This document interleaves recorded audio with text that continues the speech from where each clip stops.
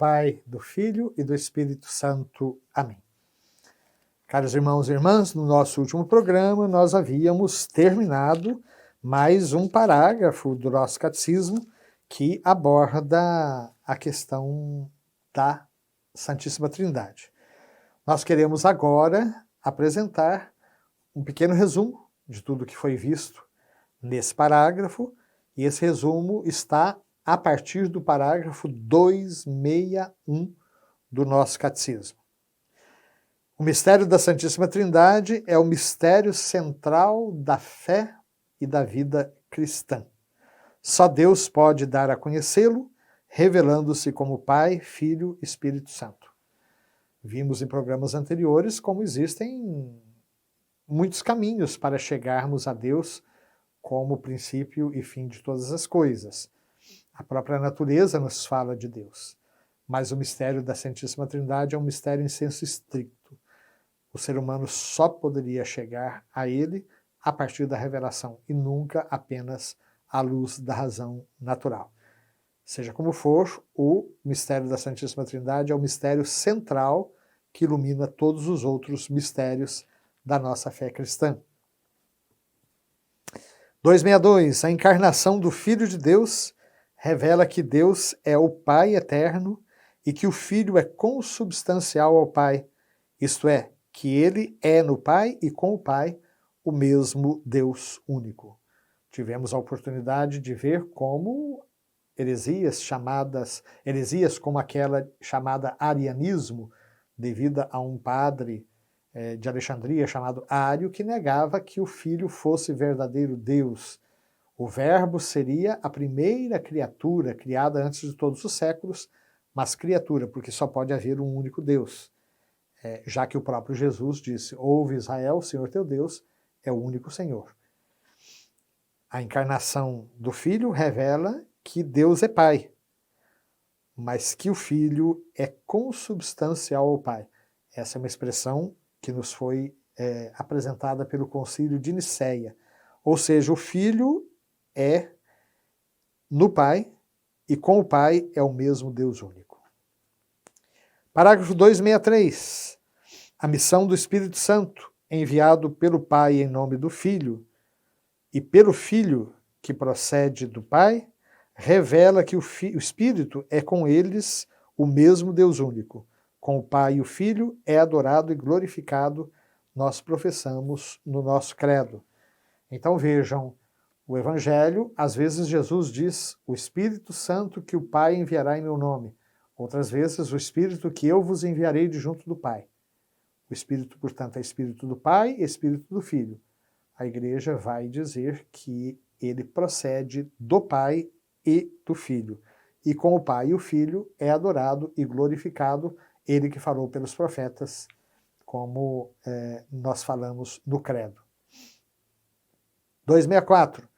O Espírito Santo procede do Pai como fonte primeira, e pela doação eterna deste ao Filho, procede do Pai e do Filho em comunhão. Aqui nós temos uma citação de Santo Agostinho. Vimos como existe uma diferença na concepção da processão do Espírito Santo entre as igrejas do Oriente e do Ocidente. As igrejas do Oriente dizem que o Espírito Santo procede do Pai pelo Filho, enquanto que a igreja do Ocidente diz que o Espírito Santo procede do Pai e do Filho. Santo Agostinho, ele vai dizer que o Espírito procede do Pai como fonte primeira. Na Trindade, o Pai é sempre a fonte primeira de toda a divindade. Mas o Pai deu tudo ao Filho, inclusive de que do Filho proceda o Espírito Santo. Então o Espírito procede do Espírito Santo, ou melhor, o Espírito Santo procede do Pai e do Filho, porque o Pai deu também ao Filho de que dele possa proceder o Espírito Santo. Mas primariamente procede do Pai. Essa é uma tentativa de Santo Agostinho a um diálogo de comunhão entre as duas formas de expressão do Oriente e do Ocidente, ou dos gregos e dos latinos. Parágrafo 265. Pela graça do batismo, em nome do Pai, do Filho e do Espírito Santo, somos chamados a compartilhar da vida da Santíssima Trindade aqui na Terra, na obscuridade da fé, e para além da morte, na luz eterna. Nós temos aqui a solene profissão de fé de Paulo VI. De fato, a liturgia batismal é um dos primeiros e mais importantes caminhos para o conhecimento da Santíssima Trindade, já que desde os tempos evangélicos ou bíblicos nós somos batizados em nome do Pai, do Filho e do Espírito Santo. E pelo batismo somos chamados a compartilhar da vida da Santíssima Trindade. Já aqui, embora aqui nós caminhemos na obscuridade da fé, e sobretudo, para além da morte, na luz eterna. No parágrafo 266, a fé católica é esta: que veneremos o único Deus na Trindade e a Trindade na unidade, não confundindo as pessoas, nem separando a substância.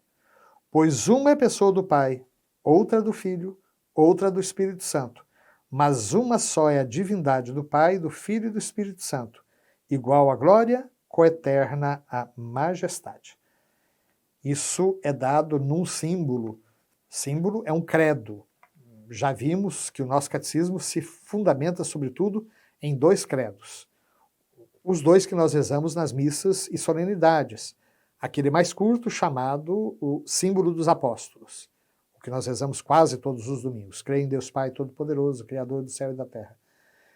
E o outro, um pouco maior, chamado Niceno Constantinopolitano, porque ele traz a fé que foi sistematizada nos concílios de Nicéia e de Constantinopla, e que traz, então, de maneira mais ampla, a descrição de como é a nossa fé na divindade do Filho, que é Deus de Deus, luz da luz, Deus verdadeiro de Deus verdadeiro, gerado, não criado, consubstancial ao Pai. Mas esses 2 símbolos não são os únicos que existiram na história da Igreja. Aqui o nosso catecismo cita um outro, que certamente é contemporâneo a Santo Agostinho, e chamado Quicumque, que atribui ao Pai, ao Filho e ao Espírito Santo sempre as mesmas propriedades divinas. Então a fé católica, segundo este símbolo, segundo esse credo, é esta: que veneremos o único Deus na Trindade e a Trindade na unidade, não confundindo as pessoas, nem separando a substância.